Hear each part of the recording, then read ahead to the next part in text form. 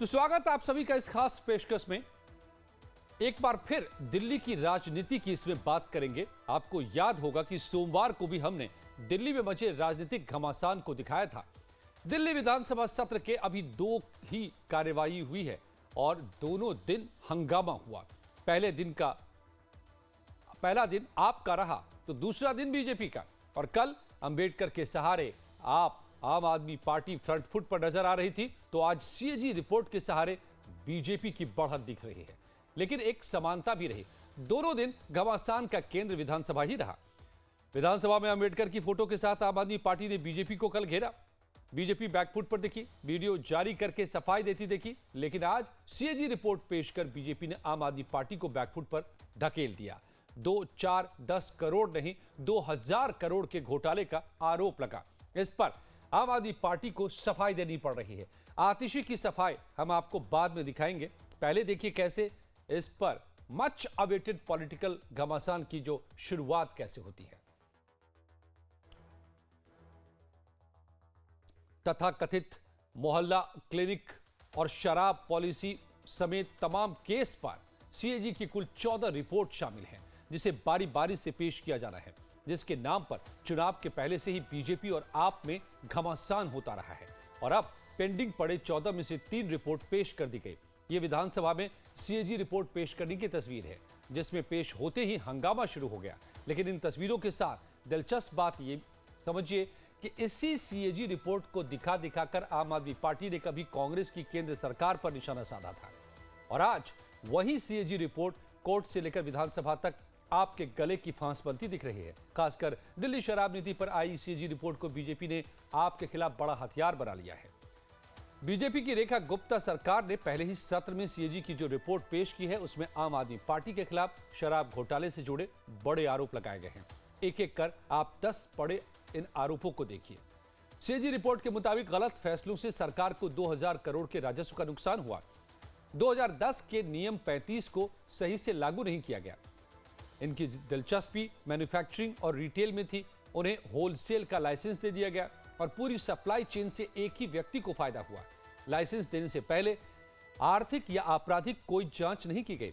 शराब लाइसेंस देने में राजनीतिक दखल और भाई भतीजावाद हुआ। होलसेलर मार्जिन 5% से बढ़ाकर 12% किया गया, जिसमें होलसेलर्स का फायदा बढ़ा और सरकारी राजस्व को नुकसान हुआ। आपकी सरकार ने अपनी ही एक्सपर्ट कमेटी की सलाह को दरकिनार कर नीति में मनमाने बदलाव किए। कई बड़े फैसले बिना कैबिनेट की इजाजत और एलजी से सलाह के बगैर लिए गए। हालांकि इस पर आपका जवाब यह भी हो सकता है कि ऐसे फैसलों पर एलजी को सलाह देने का अधिकार नहीं है। खैर, अगला आरोप देखिए। रेजिडेंशियल और मिक्स लैंड यूज वाले इलाकों में शराब की दुकानें खोलने की अनुमति दी। शराब की कीमतों में पारदर्शिता की कमी, बिना क्वालिटी टेस्ट के लाइसेंस दिए गए। कई टेस्ट एनएबीएल के से अप्रूव नहीं कराया गया, जिससे बीआईएस और एफएसएसएआई के नियमों का उल्लंघन हुआ। कुल मिलाकर इस सीएजी रिपोर्ट का लब्बो लुबाब यह है कि आबकारी विभाग ने लाइसेंस जारी करने के दौरान नियमों को ताक पर रख दिया। एक ही व्यक्ति या कंपनी को अलग अलग प्रकार के लाइसेंस, चाहे वो थोक, खुदरा, होटल, रेस्टोरेंट, नहीं दिए जा सकते। लेकिन जांच में पाया गया कि कुछ कंपनियों को एक साथ कई तरह के लाइसेंस दिए गए। आबकारी विभाग ने बिना जरूरी जांच किए ही लाइसेंस जारी कर दिए। रिपोर्ट में यह भी पाया गया कि थोक विक्रेताओं को शराब की फैक्ट्री से निकलने वाली कीमत तय करने की स्वतंत्रता दी गई, जिससे कीमतों में हेरफेर किया गया। जांच में पाया गया कि एक ही कंपनी द्वारा विभिन्न राज्यों में बेची जाने वाली शराब की कीमत अलग अलग थी। मनमाने ढंग से तय की गई कीमतों के कारण कुछ ब्रांडों की बिक्री घटी और सरकार को उत्पाद शुल्क के रूप में नुकसान हुआ। सरकार ने कंपनियों से लागत मूल्य की जांच नहीं की, जिससे मुनाफाखोरी और कर चोरी की संभावना बनी रही। इन आरोपों के साथ बीजेपी किस तरह आम आदमी पार्टी पर हमलावर है, अब वो भी देख लीजिए। उनके बेटे का नाम लेके, उनकी बेटी का नाम लेके सबको सब हाजिर हो। केस क्या है? अब संजोग देखिए, जिस दिन सीएजी रिपोर्ट जा रही है विधानसभा के पटल पे, उसी दिन लालू जी के केस की भी चर्चा हो रही है, क्योंकि उसमें संदर्भ में भी एक कोर्ट का एक निर्णय आया है। तब हम दिल्ली को आज ये बताना चाहते हैं कि वो तो सिर्फ 214 करोड़ के ही भ्रष्टाचार में उनको इतनी बड़ी सजा हुई, तो ये तो 2000 करोड़ से ज्यादा का घोटाला है। और इसका सबसे बड़ा कोई पहला आरोपी है तो वो है अरविंद केजरीवाल। 2017 में कह रहे हो, लेकिन आप उसका इस बात पे समझिए कि 2015 में इनकी सरकार बनी, यानी कि इनकी सरकार बनने के बाद इन्होंने सुनिश्चित किया कि एक भी सीएजी रिपोर्ट इनके सरकार के कार्य करने की जो है इस सदन में ना आए। इससे बड़ा दुर्भाग्य, इससे बड़ा जो है लोकतंत्र के लिए शर्मनाक दिन कोई हो नहीं सकता। दिल्ली की मुख्यमंत्री माननीय रेखा गुप्ता जी ने विधानसभा पटल पर शराब घोटाले की सीएजी रिपोर्ट को सार्वजनिक किया है, तो इन सब भ्रष्टाचारियों के काले चेहरे सामने आ गए हैं। और ये रिपोर्ट बता रही है कि कैसे 2002.68 करोड़ का रेवेन्यू लॉस दिल्ली की सरकार को किया गया। ये तो रेवेन्यू लॉस है दिल्ली की सरकार का, अभी वो भ्रष्टाचार का पैसा अलग है जो उन्होंने लूटा है। और इस सब के बीच विधानसभा अध्यक्ष विजेंद्र गुप्ता ने भी इस पर बयान दिया। कहा कि यह जानकर हैरानी होती है कि सीएजी की रिपोर्ट 2017-18 के बाद विधानसभा में पेश नहीं की गई। इस संबंध में तत्कालीन विपक्ष के नेता यानी कि मैंने और विपक्ष के 5 दूसरे नेताओं ने राष्ट्रपति जी, विधानसभा अध्यक्ष जी से अनुरोध किया था कि इस रिपोर्ट को विधानसभा में पेश किया जाए, लेकिन आपकी सरकार कैग की रिपोर्ट को दबाए रखी।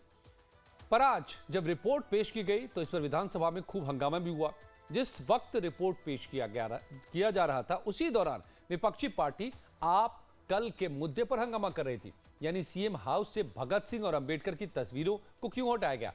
हालांकि बीजेपी ने इस पर वीडियो के साथ कल ही जवाब दे दिया था, लेकिन फिर भी एलजीबी के सक्सेना के भाषण देने के वक्त आप विधायकों ने मोदी मोदी की नारेबाजी की। इसके बाद नेता प्रतिपक्ष आतिशी समेत 21 आप विधायकों को 3 मार्च तक के लिए सस्पेंड कर दिया गया। विपक्ष के व्यवहार की स्पीकर ने भी आलोचना की।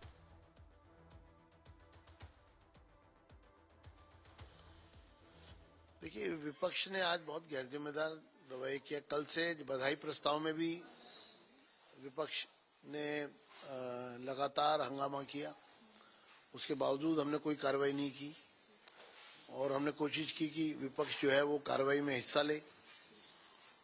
आज भी उपराज्यपाल महोदय के अभिभाषण में इस प्रकार का व्यवहार सर्वथा निंदनीय है और इस पर जीरो टॉलरेंस है। 21 मेंबर्स को सस्पेंड किया गया है और 3 सिटिंग के लिए।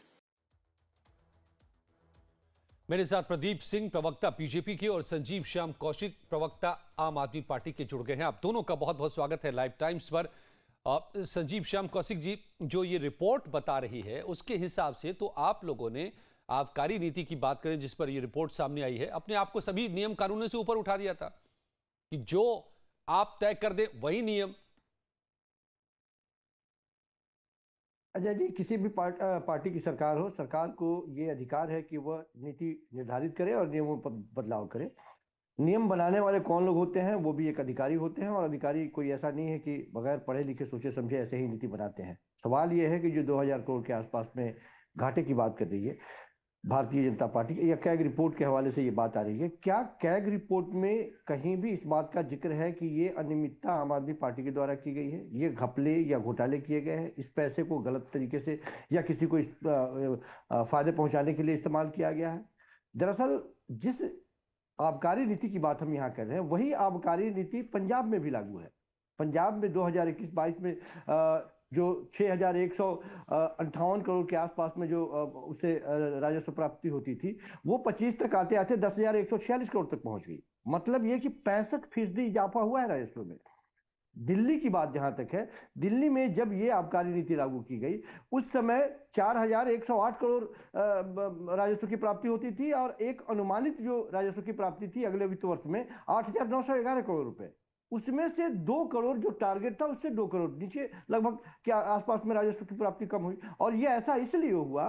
संजीव जी, मैं अपने सवाल को फिर से दोहराता हूं जी, मैं अपने सवाल को फिर से दोहराता हूं ताकि जो जवाब आना चाहिए वो आ पाए, जनता को समझ में आ पाए। मैंने पूछा आपसे कि क्या आपने खुद को नियमों से ऊपर कर लिया? नियम अधिकारी नहीं बनाते हैं, जो आपने कहा नियम आप बनाते हैं, नेता बनाते हैं, जो चुने हुए हमारे विधायक होते हैं, सांसद होते हैं, वो बनाते हैं और उसके आधार पर नियम बनाते हैं अधिकारी। तो आपने उसके ऊपर अपने खुद को उठा दिया। सवाल यह है, और नियम में बदलाव से क्या लोगों को फायदा पहुंचाया गया? यहां से भ्रष्टाचार की बू आ जाती है। मैंने यही तो कहा, और लास्ट टाइम में यही तो हम कह रहे थे कि जो 2000 करोड़ घाटे की बात हो रही है, वो कौन सा घाटा, कहां गया पैसा, वो कहां चला गया? दरअसल जो अनुमानित राशि या लाभ की बात थी वो नहीं हो पाया। 2 करोड़ के आसपास में कम हुआ राजस्व की प्राप्ति, और वो ऐसा इसलिए हुआ क्योंकि जो आबकारी नीति बनाई गई थी उसको एलजी साहब ने डिस्टर्ब कर दिया। सीबीआई के माध्यम से उस पर एफआईआर दर्ज कर दी गई और ईडी को बीच में कुदा दिया गया। उस परिस्थिति में जब ये आबकारी नीति ही कंटिन्यू नहीं हो पाई, जिन जगहों पे खुलने थे वो दुकान खुलने थे वो उन जगहों पे नहीं खुल पाए, उसके वजह से ये कमी आ रही। यही इसलिए मैंने कहा कि यही आबकारी नीति। प्रदीप जी से एक जवाब लेते हैं, फिर आपके पास में लौटूंगा दोबारा। चले तब तो नीति आगे चले तब तो। ओके प्रदीप सिंह जी, अब तो सीएजी रिपोर्ट भी आ गई, जिसकी कॉपी पता नहीं कहां से आप लोगों को मिली थी। चुनाव के दौरान काफी उछाला था, क्या कैसे इन्होंने घपला किया? अजय जी देखिए, इन्होंने कैसे किया। सबसे पहले तो मैं जो है ये संजीव श्याम कौशिक जी को इसके दोषी नहीं मानता हूँ, क्योंकि जब ये घोटाला हुआ तो संजीव जी उस समय आम आदमी पार्टी में नहीं थे। अब देखिए, वैसे संजीव जी एक बड़े प्रखर वक्ता है आम आदमी पार्टी के, काफी समय से इनको मैं देख रहा हूँ, लेकिन आज जिस प्रकार से ये डिफेंसिव मोड पे और गोल को चेंज करते हुए दिखाई दे रहे हैं, इनके जगह पे कोई और भी होता तो वो भी यही करता। अब आते हैं असल मुद्दे की बात पे।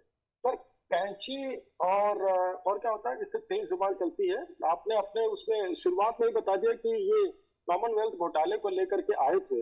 आपने एक बात और भी बोली कि देखिए, जो सदन होता है उसका काम होता है कानून बनाना, और कानून बनाने के बाद उसको कार्यपालिका उसको इम्प्लीमेंट करती है, यानी जो अधिकारी है, जो ब्यूरोक्रेसी है, उसको इम्प्लीमेंट करती है। तो ये लोग जो है इस समय की इनकी पूरी प्रक्रिया अगर आप देख लें तो सबसे पहले ये लोग अपने आप को कानून से बड़ा तो खैर समझते ही हैं। आपने जो पहला सवाल पूछा, साथ ही साथ ये अपने से ज्यादा किसी और को समझदार मानते ही नहीं, और अपनी मैं आपके पास में रहते हैं कि नहीं हमने एक कुछ ही पलों में लौटता हूं मैं प्रदीप जी दोबारा आपके पास, और मैं आपको भी सवाल दोहरा देता हूं। आप सोच के रखिएगा कि कैसे इन्होंने सीएजी रिपोर्ट जब आई है, इन्होंने घपला घोटाला कैसे किया था। क्या अब इस रिपोर्ट से खुलासा हो जाएगा कि असल में हुआ क्या था आबकारी नीति को लेकर के? तो सीएजी रिपोर्ट में जो 2000 करोड़ के नुकसान की बात कही गई है, उसके मुताबिक कई अनियमितताएं और लापरवाही वाले फैसलों के चलते दिल्ली सरकार को बड़ा नुकसान हुआ। रिपोर्ट के खुलासे के मुताबिक समझिए कि 2000 करोड़ रुपए का अनुमान कहां से आया है। असल में कई इलाकों में खुदरा शराब की दुकानें नहीं खोलने से नुकसान हुआ। 941 करोड़ रुपए के करीब सरेंडर किए गए लाइसेंसों को दोबारा नीलाम नहीं करने से नुकसान हुआ। 890 करोड़ कोविड-19 का बहाना बनाकर शराब कारोबारियों को छूट दी गई, और इससे 144 करोड़ का नुकसान हुआ। शराब कारोबारियों से सही सिक्योरिटी डिपॉजिट नहीं लेने से भी 27 करोड़ का नुकसान हुआ। तो ये बताया गया है कि कैसे ये नुकसान हुआ है, सुनिए।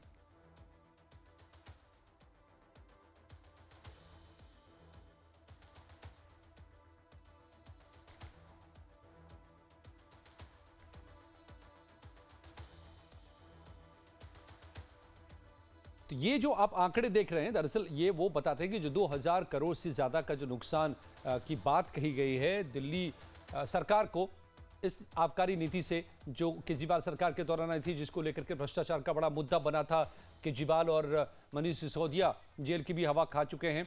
उसका ब्यौरा ये है कि कहां कहां पर कैसे कैसे ये नुकसान हुआ। मगर सीएजी रिपोर्ट पर विपक्ष का क्या कहना है, अब ये भी सुनिए। जहां बीजेपी सीएजी रिपोर्ट के सहारे आरोप लगा रही है कि नई नीति की वजह से 2000 करोड़ रुपए का सरकार को नुकसान हुआ, वही नेता प्रतिपक्ष आतिशी की दलील बिल्कुल अलग है कि नई नीति लागू नहीं होने से 2000 करोड़ का नुकसान हुआ। आतिशी क्या कह रही हैं, जरा इसे भी आपको डिटेल में बताते हैं। उनके मुताबिक रिपोर्ट में कुल 8 पार्ट या चैप्टर हैं। इसमें 7 चैप्टर यानी कि अध्याय 2017 से 2021 की आबकारी नीति पर है। एक अध्याय नई आबकारी नीति पर है। दिल्ली सरकार ने पुरानी आबकारी नीति की खामियों और भ्रष्टाचार को दिल्ली की जनता के सामने उजागर किया था, और उस नीति के तहत हरियाणा और यूपी से अवैध रूप से शराब लाई जाती थी। ये रिपोर्ट वही बात दोहरा रही है जो हमने कहा था कि पुरानी नीति के कारण दिल्ली की जनता को घाटा हो रहा था, और इस नीति से ये स्पष्ट होता है कि पुरानी नीति को हटा करके आप सरकार ने सही फैसला किया था। आतिशी के मुताबिक रिपोर्ट के 8वें अध्याय में कहा गया है कि नई नीति पारदर्शी थी, इसमें कालाबाजारी रोकने के उपाय थे और इसके जरिए राजस्व में वृद्धि होनी चाहिए थी।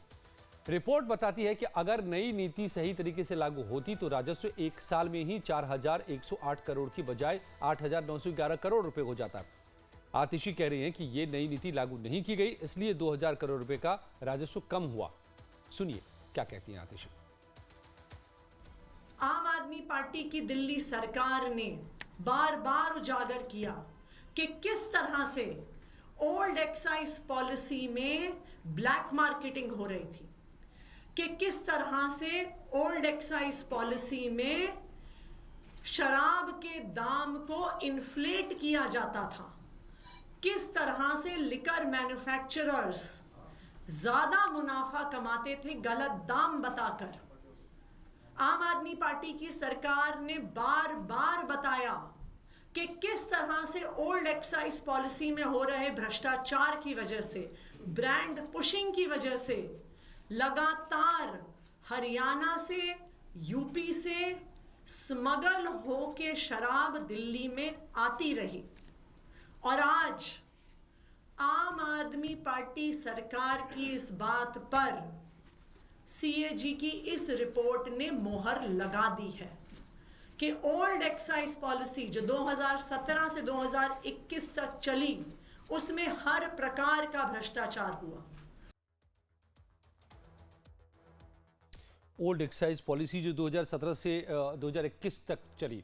मेरे साथ दो मेहमान यहाँ पर जुड़े हुए हैं, बीजेपी से और आम आदमी पार्टी से।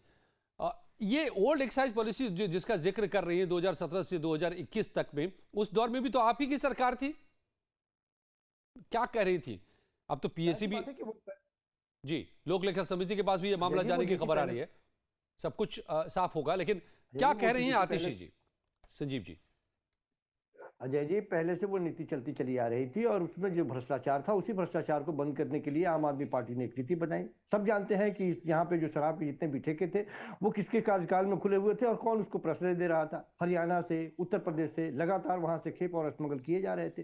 वहां किसकी सरकार थी जिसको फायदा पहुंचाने की बात हो रही थी? तो कांग्रेस और भारतीय जनता पार्टी की मिली भगत की वजह से और सरेआम दिखाई दे रहा था कि एक अनैतिक कारोबार हो रहा था, जिसमें तकरीबन 24% के आसपास में, 26% के आसपास में करप्शन के भेद चल रहे थे, भ्रष्टाचार उसमें लगा हुआ था। उसी भ्रष्टाचार पर अंकुश लगाने के लिए आम आदमी पार्टी ने एक राजस्व नीति बनाई, शराब नीति बनाई, और उसको मूल बात यही है कि उसको चलने देना चाहिए। अब चलता तब तो पता चलता। हम जो हमने पैमाना तय किया था उससे कम, चूंकि बीच में बंद कर दिया गया, 2000 कम पे हम जाके करोड़ पर रुक गए हम। मूल बात यह है कि इस सीएजी कैग रिपोर्ट की हवा खुल चुकी है, इसमें कुछ नहीं है। भारतीय जनता पार्टी को दिल्ली के लोगों ने इस वजह से दिल्ली की सत्ता में नहीं भेजा था कि सीएजी कैग के रिपोर्ट को आप रखेंगे टेबल पर और ये आपकी सबसे बड़ी उपलब्धि होती।